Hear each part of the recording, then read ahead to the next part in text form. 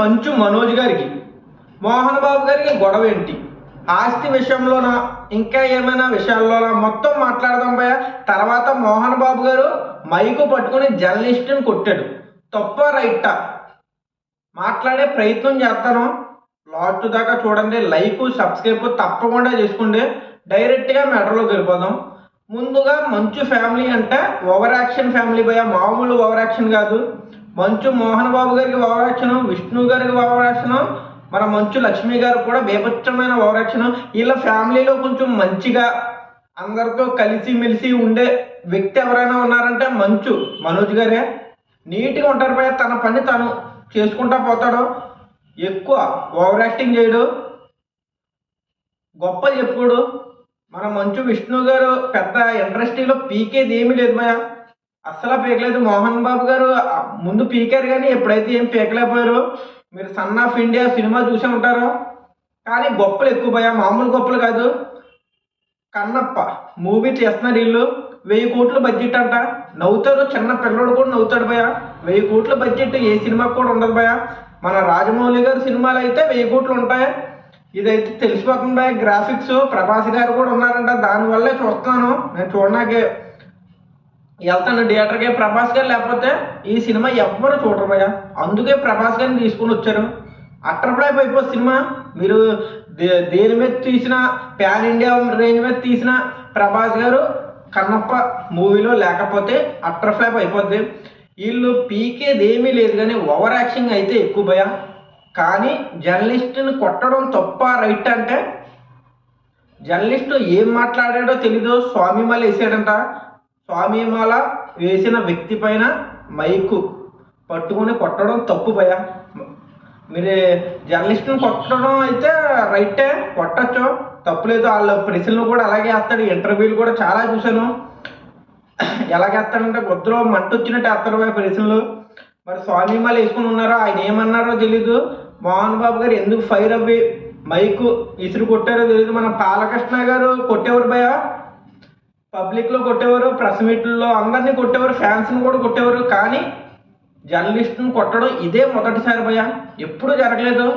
ఎంత బీభత్సం సృష్టించారంటే మోహన్ బాబు గారి వల్లే సాధ్యం. కానీ జర్నలిస్ట్ మొత్తం ఫైర్ అయిపోతున్నారు భయ మోహన్ బాబు గారి వల్ల. మోహన్ బాబు సారీ చెప్పాలి, సారీ చెప్పేదాకా ధర్నాలు ర్యాలీ కూడా చేశారు భయ.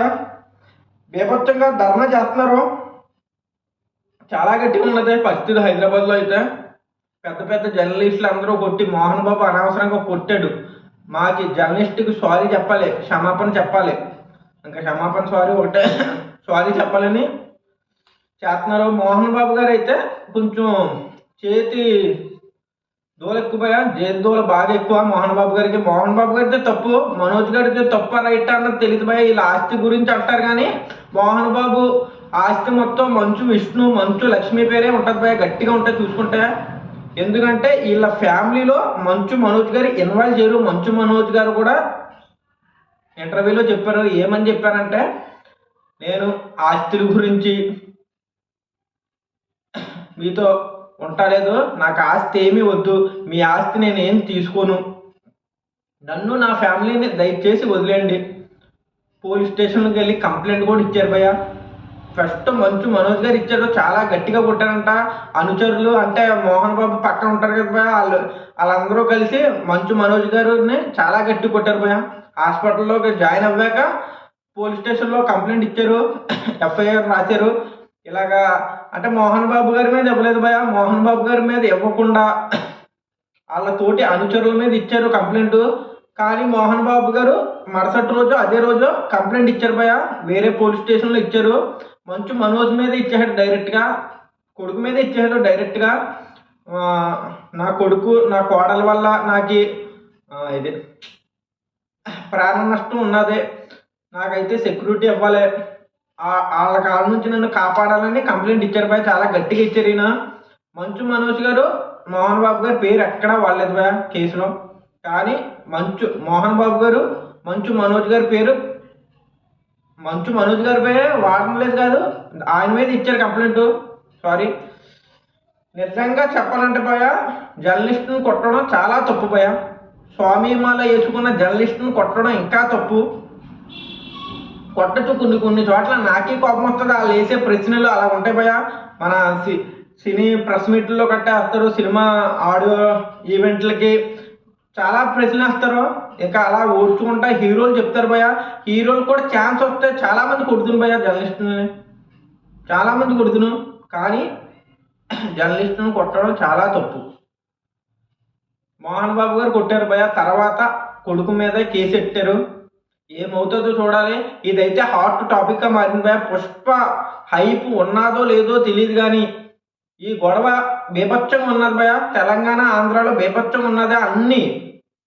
అన్ని న్యూస్ ఛానల్లో కూడా ఇదే గొడవ ఎప్పటి నుంచో జరుగుతుంది భయ. మోహన్ బాబు గారిది, మంచు మనోజ్ గారిది, వీళ్ళిద్దరికీ పడదో, ఎందుకు పడదో తెలియదు కానీ మంచు విష్ణు గారికి, మంచు మనోజ్ గారికి కూడా పడదు భయ.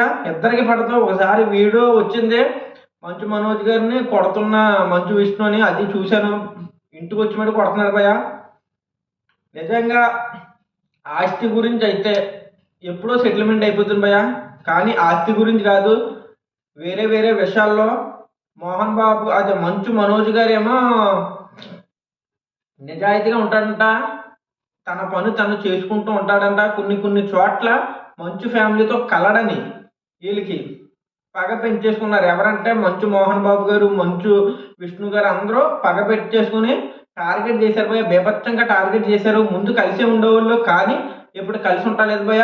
మంచు మనోజ్ గారు వాళ్ళ అమ్మగారు వేరువేరుగా కాదు, వాళ్ళు కలిసే ఉంటున్నారు భయ. వీళ్ళ ఫ్యామిలీతో సంబంధం లేకుండా ఉంటున్నారు.